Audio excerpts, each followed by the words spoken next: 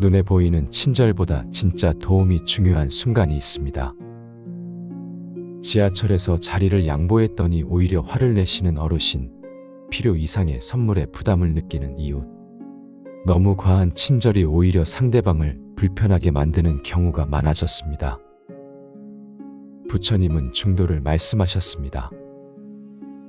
지나침도 모자람도 없는 적절한 균형의 삶을 뜻하지요. 철학자 칸트 역시 의무적 친절과 진정한 배려는 다르다고 이야기했습니다. 과한 친절이 오히려 상처가 되는 이유는 무엇일까요?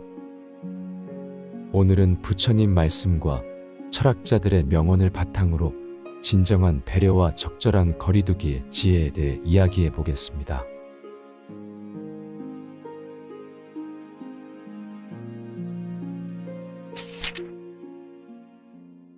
모든 사람에게 잘해주면 안 되는 이유.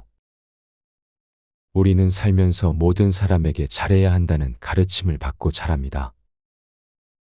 하지만 진정한 지혜는 때로는 거절하고 경계를 세우는 것에 있습니다. 오늘은 왜 모든 사람에게 잘해주면 안 되는지에 대한 불교적 지혜를 살펴보겠습니다. 첫 번째, 자신의 에너지를 소중히 여겨야 합니다. 부처님은 자신을 사랑하는 사람만이 다른 이를 진정으로 사랑할 수 있다 라고 가르치셨습니다. 이 말씀은 우리가 자신을 돌보지 않으면 타인도 제대로 돌볼 수 없다는 뜻입니다. 모든 사람에게 무조건 잘해주다 보면 자신의 에너지가 고갈되어 정작 중요한 사람들에게 줄 것이 남지 않게 됩니다. 불교의 자비는 무조건적인 희생이 아니라 지혜로운 균형에서 비롯됩니다. 석가모니 부처님은 스스로를 등불로 삼고 스스로를 의지처로 삼으라 라고 말씀하셨습니다. 자신을 먼저 돌보는 것이 이기적인 것이 아니라 타인을 위한 기본 전제라는 것을 기억해야 합니다. 두 번째, 분별 지혜를 키워야 합니다. 부처님은 지혜로운 이는 바른 것과 바르지 않은 것을 구별할 줄 안다 라고 가르치셨습니다. 모든 사람에게 동일하게 대하는 것은 오히려 불공평할 수 있습니다. 어떤 사람은 여러분의 친절을 당연하게 여기거나 이용할 수도 있습니다. 법구경에서는 악한 사람을 멀리하고 지혜로운 사람과 함께하라 라고 말합니다. 이는 모든 인연이 우리에게 좋은 것은 아니라는 부처님의 가르침입니다. 철학자 아리스토텔레스도 모든 사람에게 공평하게 대하는 것이 아니라 각자에게 합당한 것을 주는 것이 정의다 라고 말했습니다. 분별 지혜는 무차별적인 친절보다 더 높은 차원의 자비입니다. 세 번째, 건강한 경계를 설정해야 합니다. 불교 경전에서는 자신의 마음을 성벽으로 둘러싸인 도시처럼 지키라 라고 가르칩니다. 이는 우리의 정신적, 감정적 경계를 분명히 해야 한다는 의미입니다. 모든 사람을 다 들여보내는 도시는 결국 약탈당하게 됩니다. 달라이 라마는 자비는 약함이 아니라 강함의 표현이다 라고 말씀하셨습니다. 진정한 자비는 때로는 아니오라고 말할 수 있는 용기를 포함합니다. 노자는 자신을 알고 남을 알면 100번 싸워도 위태롭지 않다 라고 했습니다. 자신의 한계를 알고 타인과의 관계에서 경계를 세우는 것은 지혜로운 삶의 기본입니다. 네 번째, 진정한 자비는 분별이 있어야 합니다. 부처님은 무분별한 자비는 자비가 아니다 라고 가르치셨습니다. 모든 사람에게 똑같이 잘해주는 것이 오히려 해가 될 수 있습니다. 예를 들어 술에 취한 사람에게 더 술을 주는 것은 친절이 아니라 해로움입니다. 중국 선사 임제는 만나는 부처마다 죽이고 만나는 조사마다 죽여라 라고 했습니다. 이는 맹목적인 존경이나 친절이 아닌 모든 것을 분별하는 지혜가 필요하다는 가르침입니다. 불교의 중도 사상은 항상 균형을 강조합니다. 지나친 친절도 지나친 냉담함도 모두 지양해야 합니다. 다섯 번째, 자신의 가치를 지켜야 합니다. 불교에서는 자신을 존중하지 않는 사람은 타인에게도 존중받지 못한다 라고 가르칩니다. 여러분이 스스로의 가치를 낮추고 모든 사람에게 잘해주려 한다면 결국 타인도 여러분을 그렇게 낮게 평가하게 됩니다. 유자 자기를 낮추는 것은 겸손이 아니라 비굴함이다 라고 말했습니다. 진정한 겸손은 자신의 가치를 알면서도 교만하지 않는 것입니다. 부처님은 자신을 이기는 것이 가장 큰 승리다 라고 말씀하셨습니다. 이는 자신의 약점을 극복하는 것이지 자신을 무가치하게 여기라는 뜻이 아닙니다. 여섯 번째, 진정한 관계의 질을 중요시해야 합니다. 부처님은 1000명의 어리석은 친구보다 1명의 지혜로운 벗이 낫다 라고 가르치셨습니다. 관계의 수가 아니라 질이 중요합니다. 모든 사람과 좋은 관계를 유지하려다 보면 깊이 있는 관계를 맺을 여유가 없어집니다. 철학자 에피쿠로스는 진정한 친구 몇 명이 있는 사람은 진정한 부자다 라고 말했습니다. 인간관계도 선택과 집중이 필요합니다. 모든 사람에게 얕은 친절을 베푸는 것보다 진정으로 중요한 사람들에게 깊은 정성을 쏟는 것이 더 가치 있습니다. 일곱 번째, 상호 존중의 원칙을 지켜야 합니다. 불교의 영기설은 모든 것이 서로 영향을 주고받는다고 가르칩니다. 부처님은 주는 만큼 받고 받는 만큼 주어야 한다 라고 말씀하셨습니다. 일방적으로 주기만 하는 관계는 건강하지 않습니다. 여러분의 친절을 당연시하는 사람들에게는 경계를 세워야 합니다. 유교에서도 공자는 예는 상호적이어야 한다 라고 가르쳤습니다. 존중받지 못하는 관계에서 계속 희생하는 것은 불교의 중도 정신에 어긋납니다. 상대방도 동등하게 존중과 배려를 보여줄 때만 그 관계는 가치가 있습니다. 여덟 번째, 자신의 내면의 소리에 귀 기울여야 합니다. 부처님은 자신의 마음을 아는 사람은 세상을 안다 라고 가르치셨습니다. 여러분의 직감이 어떤 사람과의 관계가 해롭다고 느낀다면 그것은 단순한 편견이 아니라 지혜의 목소리일 수 있습니다. 불교의 명상 수행은 자신의 내면 지혜와 연결되는 과정입니다. 중국 선사 황벽은 마음밖에 부처가 없고 부처밖에 마음이 없다 라고 말했습니다. 내면의 지혜를 무시하고 사회적 압력에 따라 모든 사람에게 잘해주는 것은 자신의 참된 부처성을 외면하는 일입니다. 아홉 번째, 카르마의 법칙을 이해해야 합니다. 부처님은 모든 행위에는 결과가 따른다 라고 가르치셨습니다. 좋은 사람에게 잘해주는 것은 좋은 카르마를 만들지만 나쁜 의도를 가진 사람에게 계속 잘해주는 것은 그들의 나쁜 행동을 강화시켜 더 많은 나쁜 카르마를 만들게 합니다. 불교 경전에서는 악한 사람을 도와주는 것은 선한 사람을 해치는 것과 같다 라고 말합니다. 이는 우리의 무분별한 친절이 오히려 세상의 불균형을 초래할 수 있다는 경고입니다. 철학자 칸트는 선의가 항상 선한 결과를 가져오지는 않는다 라고 말했습니다.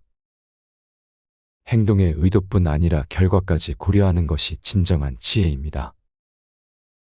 열 번째, 자신의 영적 성장에 집중해야 합니다. 부처님은 자신의 등불이 되어라 라고 가르치셨습니다. 모든 사람을 만족시키려다 보면 자신의 영적 수행에 필요한 시간과 에너지가 부족해집니다. 불교의 궁극적 목표는 깨달음이며 이는 외부가 아닌 내면에서 찾는 것입니다. 밀라레파는 남을 구하려 하기 전에 먼저 자신을 구하라 라고 말했습니다. 자신의 수행과 성장에 집중할 때 오히려 더 많은 사람들에게 진정한 도움을 줄 수 있게 됩니다. 철학자 소크라테스도 너 자신을 알라 라고 말했습니다.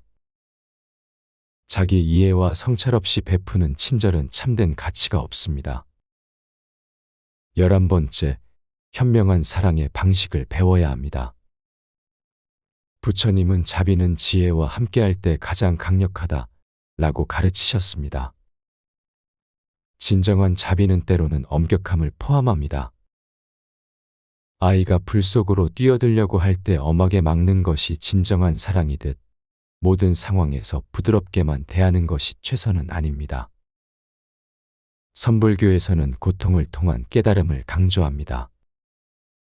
스승이 제자에게 엄격한 것은 미움이 아니라 더 큰 사랑의 표현입니다. 부처님은 진정한 친구는 잘못을 지적해주는 사람이다 라고 말씀하셨습니다. 항상 좋은 말만 하는 사람보다 필요할 때 쓴소리를 해줄 수 있는 사람이 진정한 친구입니다. 12번째, 궁극적으로는 집착에서 벗어나야 합니다. 부처님은 모든 고통은 집착에서 비롯된다 라고 가르치셨습니다. 모든 사람에게 인정받고 싶은 욕구, 모든 관계를 좋게 유지하려는 집착도 고통의 원인이 됩니다. 우리는 때로는 관계가 끊어지는 것을 두려워하지 말아야 합니다. 선사조주는 부처를 만나면 부처를 죽이고 조사를 만나면 조사를 죽여라 라고 말했습니다. 이는 어떤 관념이나 관계에도 집착하지 말라는 가르침입니다. 철학자 헤라클레이토스는 변화만이 영원하다 라고 말했습니다. 모든 관계는 변하고 흐르는 것이므로 억지로 붙잡으려 하지 말고 자연스럽게 흐르게 두는 것이 지혜입니다. 우리 삶에서 모든 사람에게 잘해주려는 마음은 아름답지만 그것이 자신을 해치거나 진정한 자비의 의미를 왜곡해서는 안 됩니다. 부처님의 중도 사상은 극단을 피하고 균형을 찾는 지혜를 가르칩니다. 여러분은 모든 사람에게 잘해주려 애쓰기보다 진정으로 가치 있는 관계에 정성을 쏟고 자신의 내면 성장에 집중하세요. 그것이 결국 자신과 세상 모두에게 더 큰 행복을 가져다 줄 것입니다. 지금 이 순간부터 여러분의 에너지를 소중히 여기고 분별 있는 자비를 실천하시길 바랍니다. 노후엔 이기적인 사람이 되어라. 인생의 황혼기에 접어들면 많은 분들이 자신을 위한 시간보다 타인을 위한 시간에 더 많은 에너지를 쏟고 계십니다. 하지만 부처님은 자신을 사랑하는 것이 타인을 사랑하는 첫걸음이라고 가르치셨습니다. 첫 번째, 자기 자신을 최우선으로 돌보는 것은 이기심이 아닌 지혜입니다. 부처님은 모든 방향으로 한량없는 자비를 베풀되 먼저 자신에게 베풀라 라고 말씀하셨습니다. 이는 자신을 돌보지 않고서는 타인도 진정으로 돌볼 수 없다는 가르침입니다. 노년기에는 특히 자신의 건강과 행복에 집중하는 것이 중요합니다. 철학자 아리스토텔레스는 자기 자신을 사랑하는 사람만이 다른 사람을 사랑할 수 있다 라고 말했습니다. 자신을 돌보는 것이 이기적인 행동이 아니라 오히려 타인에게도 더 나은 존재가 되기 위한 필수 조건이라는 점을 기억하세요. 두 번째, 노년기는 평생 미뤄둔 자신의 욕망을 실현할 때입니다. 부처님은 한순간도 헛되이 보내지 말라. 그대의 삶은 그대가 창조한다 라고 가르치셨습니다. 이 말씀은 우리의 삶이 우리 자신의 선택으로 만들어진다는 것을 의미합니다. 노년기는 자신이 진정으로 원하던 것을 실현할 수 있는 황금기입니다. 공자는 50에 천명을 알고 60에 귀가 순해지며 70에 마음대로 행해도 법도에 어긋나지 않는다 라고 했습니다. 이는 나이가 들수록 자신의 진정한 본성과 욕망을 따르는 것이 오히려 자연의 이치에 맞는다는 의미입니다. 세 번째, 너라고 말하는 용기를 가지세요. 부처님은 자신을 등불로 삼고 자신을 의지하라 라고 말씀하셨습니다. 이는 타인의 기대나 요구에 휘둘리지 말고 자신의 내면의 목소리에 귀 기울이라는 가르침입니다. 노년기에는 특히 가족과 주변 사람들의 요구로 인해 자신의 시간과 에너지가 소진될 수 있습니다. 철학자 쇼펜하우어는 건강은 모든 것은 아니지만 건강 없이는 모든 것이 무의미하다 라고 말했습니다. 자신의 체력과 정신력의 한계를 인정하고 타인의 요구에 적절히 경계를 설정하는 것은 매우 중요합니다. 네 번째, 과거의 후회와 미래의 걱정에서 벗어나 현재를 살아가세요. 부처님은 과거에 머물지 말고 미래를 꿈꾸지 말라 마음을 현재에 집중하라 라고 가르치셨습니다. 이는 현재 이 순간에 충실하게 살아가는 것이 진정한 행복의 비결이라는 의미입니다. 노년기에는 특히 과거의 잘못된 선택이나 미래의 불확실성에 대한 걱정으로 현재의 행복을 놓치기 쉽습니다. 정현종 시인은 모든 순간이 꽃봉오리다 라고 표현했습니다. 이처럼 매 순간을 소중히 여기고 현재를 충만하게 살아가는 태도가 중요합니다. 5번째, 자신의 영적 성장에 투자하세요. 부처님은 그대 자신이 진리의 주인이며 누가 그대의 주인이 될 수 있겠는가 라고 말씀하셨습니다. 이는 외부에서 답을 찾기보다 자신의 내면에서 진리와 지혜를 찾으라는 가르침입니다. 노년기는 물질적인 성취보다 내면의 성장과 깨달음을 추구하기에 더없이 좋은 시기입니다. 노자는 다른 사람을 아는 것은 지혜요, 자신을 아는 것은 깨달음이다 라고 했습니다. 명상, 독서, 자연과의 교감 등을 통해 자신의 내면을 탐구하는 시간을 가져보세요. 6번째, 자신의 건강을 최우선으로 생각하세요. 부처님은 건강은 최고의 선물이요, 만족은 최고의 부요, 신뢰는 최고의 친척이요, 열반은 최고의 행복이다 라고 말씀하셨습니다. 이는 건강이 모든 행복의 기본 조건임을 강조하는 가르침입니다. 노년기에는 신체적 변화가 두드러지며 건강 관리에 더 많은 관심을 기울여야 합니다. 히포크라테스는 음식이 약이 되게 하고 약이 음식이 되게 하라 라고 조언했습니다. 규칙적인 운동, 균형 잡힌 식단, 충분한 수면은 노년기 건강 관리의 기본입니다. 7번째, 물질적인 단순함을 추구하세요. 부처님은 행복은 적은 소유에서 오는 것이 아니라 적은 욕망에서 온다 라고 가르치셨습니다. 이는 물질적인 풍요보다 마음의 풍요가 더 중요하다는 의미입니다. 노년기는 평생 모아온 물건들을 정리하고 진정으로 필요한 것만 남기는 시기입니다.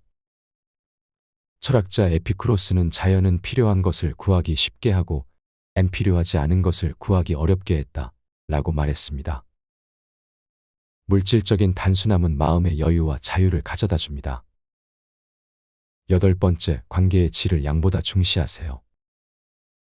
부처님은 좋은 친구, 좋은 동반자, 좋은 법과 함께하는 것보다 더 좋은 것은 없다 라고 말씀하셨습니다. 이는 진실한 관계의 중요성을 강조하는 가르침입니다. 노년기에는 모든 관계를 유지하기보다 자신에게 긍정적인 에너지를 주는 관계에 집중하는 것이 중요합니다. 중국 철학자 맹자는 친구를 고르는 것은 자기 자신을 고르는 것과 같다 라고 했습니다. 여러분의 시간과 에너지는 유한하므로 진정으로 가치 있는 관계에 투자하세요. 9번째, 즐거움과 기쁨을 적극적으로 추구하세요. 부처님은 우리가 무엇을 생각하면 그것이 우리가 된다. 기쁨은 기쁨을 낳고 고통은 고통을 낳는다 라고 가르치셨습니다. 이는 우리의 마음가짐이 현실을 만든다는 것을 의미합니다. 노년기에는 특히 작은 일상의 기쁨을 발견하고 즐기는 능력이 중요합니다. 철학자 몽테뉴는 인생에서 가장 큰 즐거움은 아무것도 기대하지 않을 때 발견된다 라고 말했습니다. 매일의 일상에서 행복을 찾는 습관을 기르세요. 10번째, 자신만의 창조적 활동을 찾아보세요. 부처님은 자신의 빛을 찾으라, 다른 이의 생각에 의존하지 말라 라고 말씀하셨습니다. 이는 각자가 자신만의 독특한 재능과 표현 방식을 가지고 있다는 의미입니다. 노년기는 평생 미루어왔던 창조적 활동을 시작하기에 좋은 시기입니다. 철학자 니체는 예술 없는 삶은 실수일 뿐이다 라고 말했습니다. 그림, 음악, 원예, 요리 등 자신에게 기쁨을 주는 창조적 활동을 찾아보세요. 11번째, 자연과 더 많은 시간을 보내세요. 부처님은 자연은 최고의 스승이다 라고 가르치셨습니다. 이는 자연 속에서 우리가 많은 지혜와 평온을 얻을 수 있다는 의미입니다. 노년기에는 특히 자연과의 교감을 통해 마음의 안정과 신체적 활력을 찾을 수 있습니다. 소요유의 창시자 장자는 자연을 따르는 것이 최고의 행복이다 라고 말했습니다. 산책, 정원 가꾸기, 자연 풍경 감상 등을 통해 자연과 하나됨을 경험해 보세요. 12번째, 감사하는 마음을 기르세요. 부처님은 감사는 행복의 씨앗이다 라고 말씀하셨습니다. 이는 감사하는 마음이 행복의 근본 원천이라는 가르침입니다. 노년기에는 특히 삶의 모든 순간, 모든 경험에 감사하는 태도가 중요합니다. 철학자 마르쿠스 아우렐리우스는 매일 아침 당신이 가진 것에 감사하라. 그러면 더 많은 것을 받게 될 것이다 라고 말했습니다. 매일 감사일기를 쓰거나 감사 명상을 통해 감사하는 마음을 키워보세요. 여러분, 인생의 황혼기는 결코 쇠퇴의 시간이 아닌 새로운 성장과 자아 발견의 시간입니다. 부처님께서는 자신의 등불이 되어 스스로를 비추라 라고 말씀하셨습니다. 이제는 타인의 기대와 사회적 역할에서 벗어나 진정한 자신을 찾고 사랑하는 시간입니다. 여러분의 노후가 지혜와 자유 그리고 깊은 자기 사랑으로 가득 차기를 진심으로 기원합니다. 모든 사람에게 잘해주면 안 되는 이유. 우리는 살면서 모든 사람에게 잘해야 한다는 가르침을 받고 자랍니다. 하지만 진정한 지혜는 때로는 거절하고 경계를 세우는 것에 있습니다. 오늘은 왜 모든 사람에게 잘해주면 안 되는지에 대한 불교적 지혜를 살펴보겠습니다. 첫 번째, 자신의 에너지를 소중히 여겨야 합니다. 부처님은 자신을 사랑하는 사람만이 다른 이를 진정으로 사랑할 수 있다 라고 가르치셨습니다. 이 말씀은 우리가 자신을 돌보지 않으면 타인도 제대로 돌볼 수 없다는 뜻입니다. 모든 사람에게 무조건 잘해주다 보면 자신의 에너지가 고갈되어 정작 중요한 사람들에게 줄 것이 남지 않게 됩니다. 불교의 자비는 무조건적인 희생이 아니라 지혜로운 균형에서 비롯됩니다.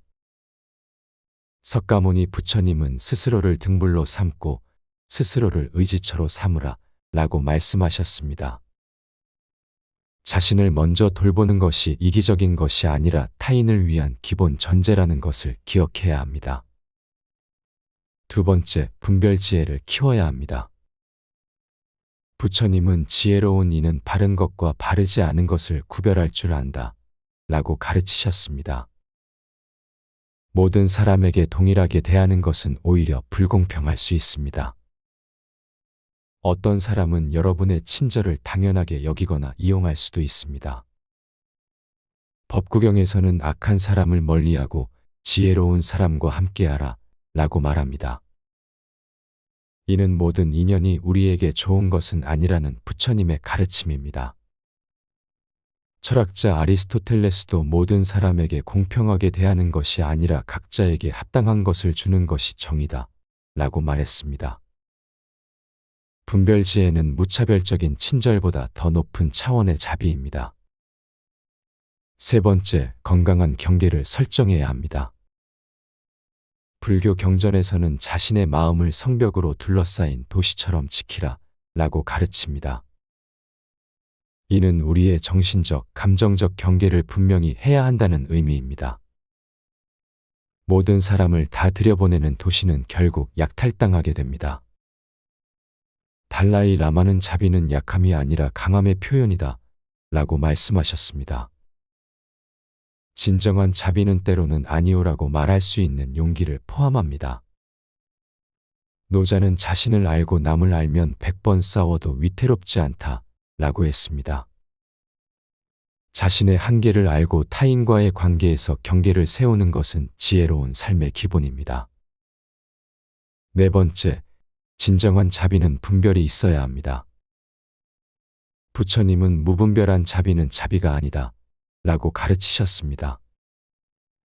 모든 사람에게 똑같이 잘해주는 것이 오히려 해가 될 수 있습니다. 예를 들어 술에 취한 사람에게 더 술을 주는 것은 친절이 아니라 해로움입니다. 중국 선사 임제는 만나는 부처마다 죽이고 만나는 조사마다 죽여라 라고 했습니다. 이는 맹목적인 존경이나 친절이 아닌 모든 것을 분별하는 지혜가 필요하다는 가르침입니다.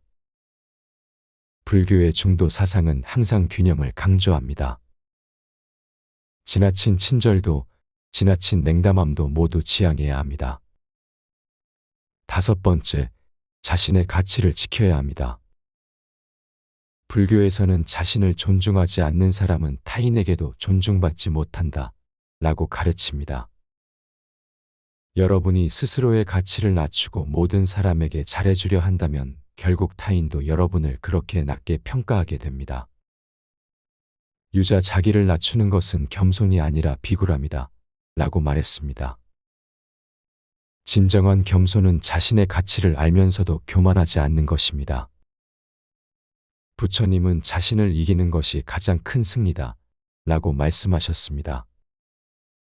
이는 자신의 약점을 극복하는 것이지 자신을 무가치하게 여기라는 뜻이 아닙니다. 여섯 번째, 진정한 관계의 질을 중요시해야 합니다. 부처님은 1000명의 어리석은 친구보다 1명의 지혜로운 벗이 낫다 라고 가르치셨습니다. 관계의 수가 아니라 질이 중요합니다. 모든 사람과 좋은 관계를 유지하려다 보면 깊이 있는 관계를 맺을 여유가 없어집니다. 철학자 에피쿠로스는 진정한 친구 몇 명이 있는 사람은 진정한 부자다 라고 말했습니다. 인간관계도 선택과 집중이 필요합니다. 모든 사람에게 얕은 친절을 베푸는 것보다 진정으로 중요한 사람들에게 깊은 정성을 쏟는 것이 더 가치 있습니다. 일곱 번째, 상호 존중의 원칙을 지켜야 합니다. 불교의 연기설은 모든 것이 서로 영향을 주고받는다고 가르칩니다. 부처님은 주는 만큼 받고 받는 만큼 주어야 한다 라고 말씀하셨습니다. 일방적으로 주기만 하는 관계는 건강하지 않습니다. 여러분의 친절을 당연시하는 사람들에게는 경계를 세워야 합니다. 유교에서도 공자는 예는 상호적이어야 한다 라고 가르쳤습니다. 존중받지 못하는 관계에서 계속 희생하는 것은 불교의 중도 정신에 어긋납니다. 상대방도 동등하게 존중과 배려를 보여줄 때만 그 관계는 가치가 있습니다. 여덟 번째, 자신의 내면의 소리에 귀 기울여야 합니다. 부처님은 자신의 마음을 아는 사람은 세상을 안다 라고 가르치셨습니다. 여러분의 직감이 어떤 사람과의 관계가 해롭다고 느낀다면 그것은 단순한 편견이 아니라 지혜의 목소리일 수 있습니다. 불교의 명상 수행은 자신의 내면 지혜와 연결되는 과정입니다. 중국 선사 황벽은 마음밖에 부처가 없고 부처밖에 마음이 없다 라고 말했습니다. 내면의 지혜를 무시하고 사회적 압력에 따라 모든 사람에게 잘해주는 것은 자신의 참된 부처성을 외면하는 일입니다. 아홉 번째, 카르마의 법칙을 이해해야 합니다. 부처님은 모든 행위에는 결과가 따른다 라고 가르치셨습니다. 좋은 사람에게 잘해주는 것은 좋은 카르마를 만들지만 나쁜 의도를 가진 사람에게 계속 잘해주는 것은 그들의 나쁜 행동을 강화시켜 더 많은 나쁜 카르마를 만들게 합니다. 불교 경전에서는 악한 사람을 도와주는 것은 선한 사람을 해치는 것과 같다 라고 말합니다. 이는 우리의 무분별한 친절이 오히려 세상의 불균형을 초래할 수 있다는 경고입니다. 철학자 칸트는 선의가 항상 선한 결과를 가져오지는 않는다 라고 말했습니다. 행동의 의도뿐 아니라 결과까지 고려하는 것이 진정한 지혜입니다. 열 번째, 자신의 영적 성장에 집중해야 합니다. 부처님은 자신의 등불이 되어라 라고 가르치셨습니다. 모든 사람을 만족시키려다 보면 자신의 영적 수행에 필요한 시간과 에너지가 부족해집니다. 불교의 궁극적 목표는 깨달음이며 이는 외부가 아닌 내면에서 찾는 것입니다. 밀라레파는 남을 구하려 하기 전에 먼저 자신을 구하라 라고 말했습니다. 자신의 수행과 성장에 집중할 때 오히려 더 많은 사람들에게 진정한 도움을 줄 수 있게 됩니다. 철학자 소크라테스도 너 자신을 알라 라고 말했습니다. 자기 이해와 성찰 없이 베푸는 친절은 참된 가치가 없습니다. 11번째, 현명한 사랑의 방식을 배워야 합니다. 부처님은 자비는 지혜와 함께할 때 가장 강력하다 라고 가르치셨습니다. 진정한 자비는 때로는 엄격함을 포함합니다. 아이가 불 속으로 뛰어들려고 할 때 엄하게 막는 것이 진정한 사랑이듯 모든 상황에서 부드럽게만 대하는 것이 최선은 아닙니다. 선불교에서는 고통을 통한 깨달음을 강조합니다. 스승이 제자에게 엄격한 것은 미움이 아니라 더 큰 사랑의 표현입니다. 부처님은 진정한 친구는 잘못을 지적해주는 사람이다 라고 말씀하셨습니다. 항상 좋은 말만 하는 사람보다 필요할 때 쓴소리를 해줄 수 있는 사람이 진정한 친구입니다. 12번째, 궁극적으로는 집착에서 벗어나야 합니다. 부처님은 모든 고통은 집착에서 비롯된다 라고 가르치셨습니다. 모든 사람에게 인정받고 싶은 욕구, 모든 관계를 좋게 유지하려는 집착도 고통의 원인이 됩니다. 우리는 때로는 관계가 끊어지는 것을 두려워하지 말아야 합니다. 선사조주는 부처를 만나면 부처를 죽이고 조사를 만나면 조사를 죽여라 라고 말했습니다. 이는 어떤 관념이나 관계에도 집착하지 말라는 가르침입니다. 철학자 헤라클레이토스는 변화만이 영원하다 라고 말했습니다. 모든 관계는 변하고 흐르는 것이므로 억지로 붙잡으려 하지 말고 자연스럽게 흐르게 두는 것이 지혜입니다. 우리 삶에서 모든 사람에게 잘해주려는 마음은 아름답지만 그것이 자신을 해치거나 진정한 자비의 의미를 왜곡해서는 안 됩니다. 부처님의 중도 사상은 극단을 피하고 균형을 찾는 지혜를 가르칩니다. 여러분은 모든 사람에게 잘해주려 애쓰기보다 진정으로 가치 있는 관계에 정성을 쏟고 자신의 내면 성장에 집중하세요. 그것이 결국 자신과 세상 모두에게 더 큰 행복을 가져다 줄 것입니다.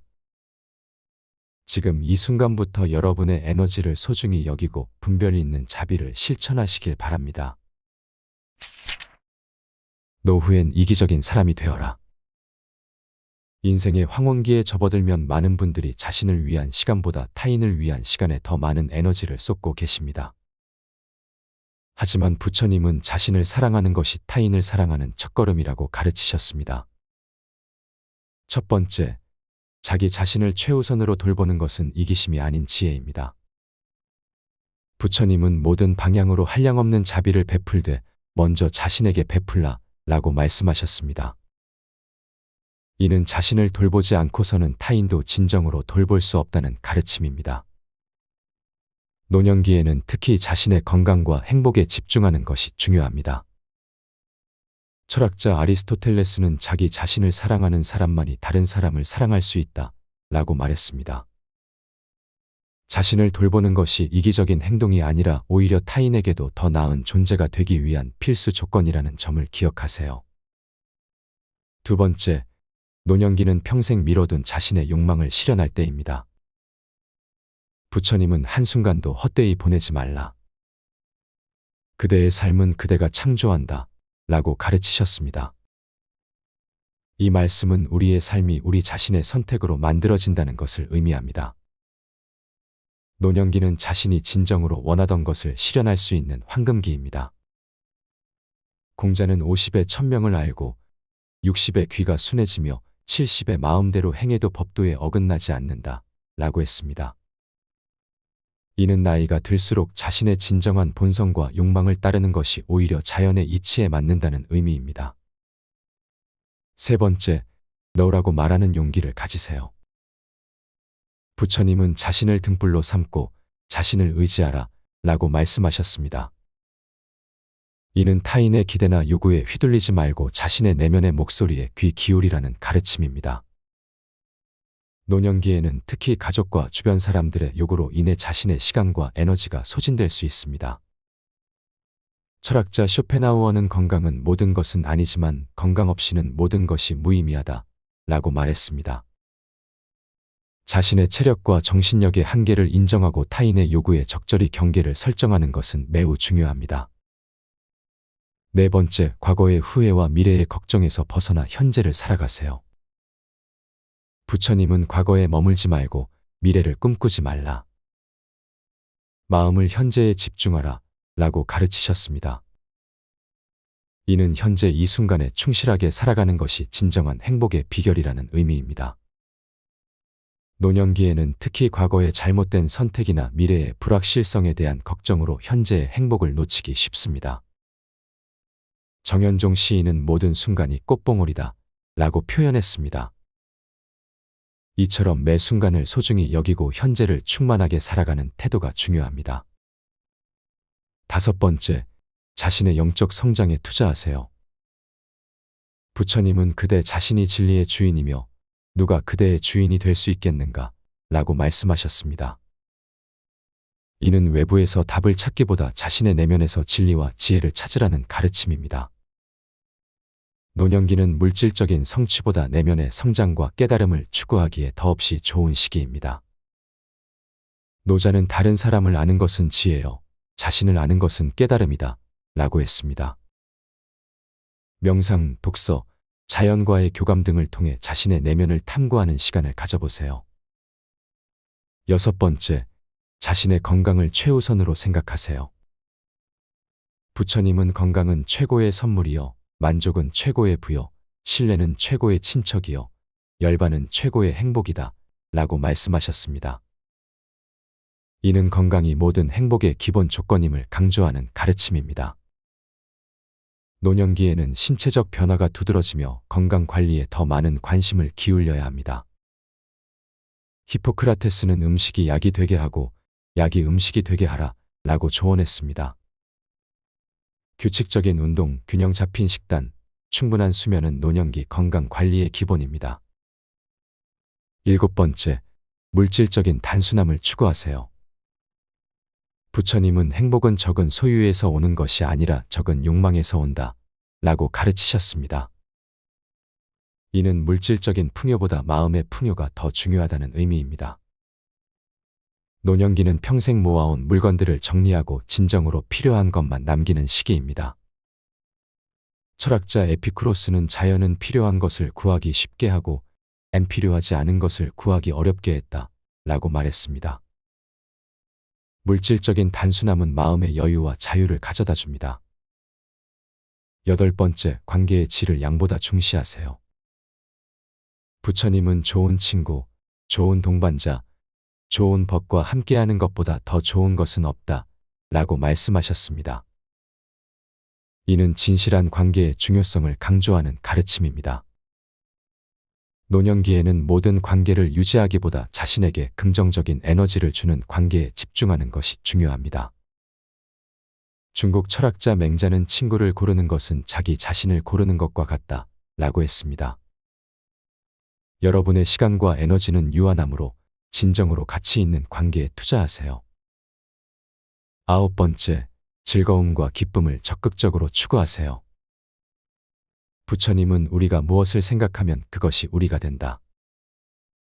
기쁨은 기쁨을 낳고 고통은 고통을 낳는다 라고 가르치셨습니다. 이는 우리의 마음가짐이 현실을 만든다는 것을 의미합니다. 노년기에는 특히 작은 일상의 기쁨을 발견하고 즐기는 능력이 중요합니다. 철학자 몽테뉴는 인생에서 가장 큰 즐거움은 아무것도 기대하지 않을 때 발견된다 라고 말했습니다. 매일의 일상에서 행복을 찾는 습관을 기르세요. 열 번째, 자신만의 창조적 활동을 찾아보세요. 부처님은 자신의 빛을 찾으라, 다른 이의 생각에 의존하지 말라 라고 말씀하셨습니다. 이는 각자가 자신만의 독특한 재능과 표현 방식을 가지고 있다는 의미입니다. 노년기는 평생 미루어왔던 창조적 활동을 시작하기에 좋은 시기입니다. 철학자 니체는 예술 없는 삶은 실수일 뿐이다 라고 말했습니다. 그림, 음악, 원예, 요리 등 자신에게 기쁨을 주는 창조적 활동을 찾아보세요. 11번째, 자연과 더 많은 시간을 보내세요. 부처님은 자연은 최고의 스승이다 라고 가르치셨습니다.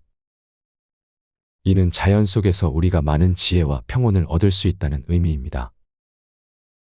노년기에는 특히 자연과의 교감을 통해 마음의 안정과 신체적 활력을 찾을 수 있습니다.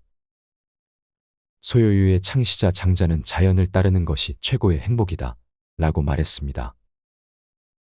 산책, 정원 가꾸기, 자연 풍경 감상 등을 통해 자연과 하나됨을 경험해 보세요. 12번째, 감사하는 마음을 기르세요. 부처님은 감사는 행복의 씨앗이다 라고 말씀하셨습니다.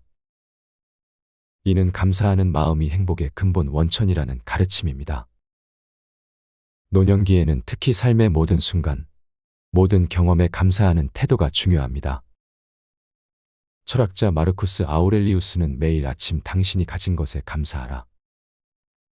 그러면 더 많은 것을 받게 될 것이다 라고 말했습니다.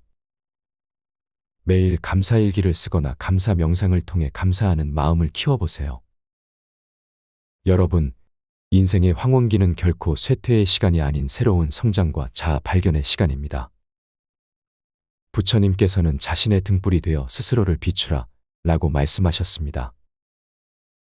이제는 타인의 기대와 사회적 역할에서 벗어나 진정한 자신을 찾고 사랑하는 시간입니다. 여러분의 노후가 지혜와 자유 그리고 깊은 자기 사랑으로 가득 차기를 진심으로 기원합니다. 모든 사람에게 잘해주면 안 되는 이유. 우리는 살면서 모든 사람에게 잘해야 한다는 가르침을 받고 자랍니다. 하지만 진정한 지혜는 때로는 거절하고 경계를 세우는 것에 있습니다. 오늘은 왜 모든 사람에게 잘해주면 안 되는지에 대한 불교적 지혜를 살펴보겠습니다. 첫 번째, 자신의 에너지를 소중히 여겨야 합니다. 부처님은 자신을 사랑하는 사람만이 다른 이를 진정으로 사랑할 수 있다 라고 가르치셨습니다. 이 말씀은 우리가 자신을 돌보지 않으면 타인도 제대로 돌볼 수 없다는 뜻입니다. 모든 사람에게 무조건 잘해주다 보면 자신의 에너지가 고갈되어 정작 중요한 사람들에게 줄 것이 남지 않게 됩니다. 불교의 자비는 무조건적인 희생이 아니라 지혜로운 균형에서 비롯됩니다. 석가모니 부처님은 스스로를 등불로 삼고 스스로를 의지처로 삼으라 라고 말씀하셨습니다. 자신을 먼저 돌보는 것이 이기적인 것이 아니라 타인을 위한 기본 전제라는 것을 기억해야 합니다. 두 번째, 분별 지혜를 키워야 합니다. 부처님은 지혜로운 이는 바른 것과 바르지 않은 것을 구별할 줄 안다 라고 가르치셨습니다. 모든 사람에게 동일하게 대하는 것은 오히려 불공평할 수 있습니다. 어떤 사람은 여러분의 친절을 당연하게 여기거나 이용할 수도 있습니다. 법구경에서는 악한 사람을 멀리하고 지혜로운 사람과 함께하라 라고 말합니다. 이는 모든 인연이 우리에게 좋은 것은 아니라는 부처님의 가르침입니다. 철학자 아리스토텔레스도 모든 사람에게 공평하게 대하는 것이 아니라 각자에게 합당한 것을 주는 것이 정의다 라고 말했습니다. 분별지혜는 무차별적인 친절보다 더 높은 차원의 자비입니다. 세 번째, 건강한 경계를 설정해야 합니다. 불교 경전에서는 자신의 마음을 성벽으로 둘러싸인 도시처럼 지키라 라고 가르칩니다. 이는 우리의 정신적, 감정적 경계를 분명히 해야 한다는 의미입니다. 모든 사람을 다 들여보내는 도시는 결국 약탈당하게 됩니다. 달라이 라마는 자비는 약함이 아니라 강함의 표현이다 라고 말씀하셨습니다. 진정한 자비는 때로는 아니오라고 말할 수 있는 용기를 포함합니다. 노자는 자신을 알고 남을 알면 100번 싸워도 위태롭지 않다 라고 했습니다. 자신의 한계를 알고 타인과의 관계에서 경계를 세우는 것은 지혜로운 삶의 기본입니다. 네 번째, 진정한 자비는 분별이 있어야 합니다. 부처님은 무분별한 자비는 자비가 아니다 라고 가르치셨습니다. 모든 사람에게 똑같이 잘해주는 것이 오히려 해가 될 수 있습니다. 예를 들어 술에 취한 사람에게 더 술을 주는 것은 친절이 아니라 해로움입니다. 중국 선사 임제는 만나는 부처마다 죽이고 만나는 조사마다 죽여라 라고 했습니다. 이는 맹목적인 존경이나 친절이 아닌 모든 것을 분별하는 지혜가 필요하다는 가르침입니다. 불교의 중도 사상은 항상 균형을 강조합니다. 지나친 친절도 지나친 냉담함도 모두 지향해야 합니다. 다섯 번째, 자신의 가치를 지켜야 합니다. 불교에서는 자신을 존중하지 않는 사람은 타인에게도 존중받지 못한다 라고 가르칩니다. 여러분이 스스로의 가치를 낮추고 모든 사람에게 잘해주려 한다면 결국 타인도 여러분을 그렇게 낮게 평가하게 됩니다. 유자 자기를 낮추는 것은 겸손이 아니라 비굴함이다 라고 말했습니다. 진정한 겸손은 자신의 가치를 알면서도 교만하지 않는 것입니다. 부처님은 자신을 이기는 것이 가장 큰 승리다 라고 말씀하셨습니다. 이는 자신의 약점을 극복하는 것이지 자신을 무가치하게 여기라는 뜻이 아닙니다. 여섯 번째, 진정한 관계의 질을 중요시해야 합니다. 부처님은 1000명의 어리석은 친구보다 1명의 지혜로운 벗이 낫다 라고 가르치셨습니다. 관계의 수가 아니라 질이 중요합니다. 모든 사람과 좋은 관계를 유지하려다 보면 깊이 있는 관계를 맺을 여유가 없어집니다. 철학자 에피쿠로스는 진정한 친구 몇 명이 있는 사람은 진정한 부자다 라고 말했습니다. 인간관계도 선택과 집중이 필요합니다. 모든 사람에게 얕은 친절을 베푸는 것보다 진정으로 중요한 사람들에게 깊은 정성을 쏟는 것이 더 가치 있습니다. 일곱 번째, 상호 존중의 원칙을 지켜야 합니다. 불교의 연기설은 모든 것이 서로 영향을 주고받는다고 가르칩니다. 부처님은 주는 만큼 받고 받는 만큼 주어야 한다 라고 말씀하셨습니다. 일방적으로 주기만 하는 관계는 건강하지 않습니다. 여러분의 친절을 당연시하는 사람들에게는 경계를 세워야 합니다. 유교에서도 공자는 예는 상호적이어야 한다 라고 가르쳤습니다. 존중받지 못하는 관계에서 계속 희생하는 것은 불교의 중도 정신에 어긋납니다.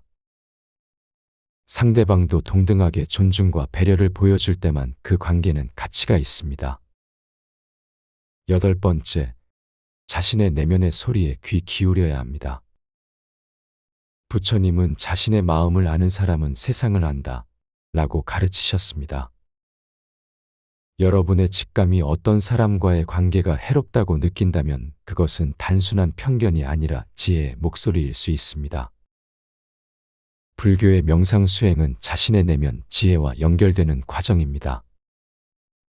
중국 선사 황벽은 마음밖에 부처가 없고 부처밖에 마음이 없다 라고 말했습니다. 내면의 지혜를 무시하고 사회적 압력에 따라 모든 사람에게 잘해주는 것은 자신의 참된 부처성을 외면하는 일입니다. 아홉 번째, 카르마의 법칙을 이해해야 합니다. 부처님은 모든 행위에는 결과가 따른다 라고 가르치셨습니다. 좋은 사람에게 잘해주는 것은 좋은 카르마를 만들지만 나쁜 의도를 가진 사람에게 계속 잘해주는 것은 그들의 나쁜 행동을 강화시켜 더 많은 나쁜 카르마를 만들게 합니다.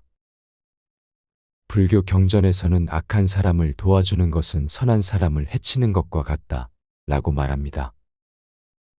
이는 우리의 무분별한 친절이 오히려 세상의 불균형을 초래할 수 있다는 경고입니다. 철학자 칸트는 선의가 항상 선한 결과를 가져오지는 않는다 라고 말했습니다. 행동의 의도뿐 아니라 결과까지 고려하는 것이 진정한 지혜입니다. 열 번째, 자신의 영적 성장에 집중해야 합니다. 부처님은 자신의 등불이 되어라 라고 가르치셨습니다. 모든 사람을 만족시키려다 보면 자신의 영적 수행에 필요한 시간과 에너지가 부족해집니다. 불교의 궁극적 목표는 깨달음이며 이는 외부가 아닌 내면에서 찾는 것입니다.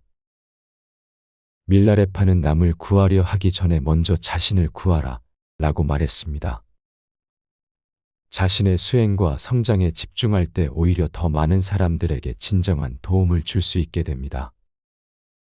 철학자 소크라테스도 너 자신을 알라 라고 말했습니다. 자기 이해와 성찰 없이 베푸는 친절은 참된 가치가 없습니다. 11번째, 현명한 사랑의 방식을 배워야 합니다. 부처님은 자비는 지혜와 함께할 때 가장 강력하다 라고 가르치셨습니다. 진정한 자비는 때로는 엄격함을 포함합니다. 아이가 불 속으로 뛰어들려고 할 때 엄하게 막는 것이 진정한 사랑이듯 모든 상황에서 부드럽게만 대하는 것이 최선은 아닙니다. 선불교에서는 고통을 통한 깨달음을 강조합니다. 스승이 제자에게 엄격한 것은 미움이 아니라 더 큰 사랑의 표현입니다. 부처님은 진정한 친구는 잘못을 지적해주는 사람이다 라고 말씀하셨습니다. 항상 좋은 말만 하는 사람보다 필요할 때 쓴소리를 해줄 수 있는 사람이 진정한 친구입니다. 12번째, 궁극적으로는 집착에서 벗어나야 합니다. 부처님은 모든 고통은 집착에서 비롯된다 라고 가르치셨습니다. 모든 사람에게 인정받고 싶은 욕구, 모든 관계를 좋게 유지하려는 집착도 고통의 원인이 됩니다. 우리는 때로는 관계가 끊어지는 것을 두려워하지 말아야 합니다. 선사조주는 부처를 만나면 부처를 죽이고 조사를 만나면 조사를 죽여라 라고 말했습니다. 이는 어떤 관념이나 관계에도 집착하지 말라는 가르침입니다. 철학자 헤라클레이토스는 변화만이 영원하다 라고 말했습니다. 모든 관계는 변하고 흐르는 것이므로 억지로 붙잡으려 하지 말고 자연스럽게 흐르게 두는 것이 지혜입니다. 우리 삶에서 모든 사람에게 잘해주려는 마음은 아름답지만 그것이 자신을 해치거나 진정한 자비의 의미를 왜곡해서는 안 됩니다. 부처님의 중도 사상은 극단을 피하고 균형을 찾는 지혜를 가르칩니다. 여러분은 모든 사람에게 잘해주려 애쓰기보다 진정으로 가치 있는 관계에 정성을 쏟고 자신의 내면 성장에 집중하세요. 그것이 결국 자신과 세상 모두에게 더 큰 행복을 가져다 줄 것입니다. 지금 이 순간부터 여러분의 에너지를 소중히 여기고 분별 있는 자비를 실천하시길 바랍니다. 노후엔 이기적인 사람이 되어라. 인생의 황혼기에 접어들면 많은 분들이 자신을 위한 시간보다 타인을 위한 시간에 더 많은 에너지를 쏟고 계십니다. 하지만 부처님은 자신을 사랑하는 것이 타인을 사랑하는 첫걸음이라고 가르치셨습니다. 첫 번째, 자기 자신을 최우선으로 돌보는 것은 이기심이 아닌 지혜입니다. 부처님은 모든 방향으로 한량없는 자비를 베풀되 먼저 자신에게 베풀라 라고 말씀하셨습니다. 이는 자신을 돌보지 않고서는 타인도 진정으로 돌볼 수 없다는 가르침입니다. 노년기에는 특히 자신의 건강과 행복에 집중하는 것이 중요합니다. 철학자 아리스토텔레스는 자기 자신을 사랑하는 사람만이 다른 사람을 사랑할 수 있다 라고 말했습니다. 자신을 돌보는 것이 이기적인 행동이 아니라 오히려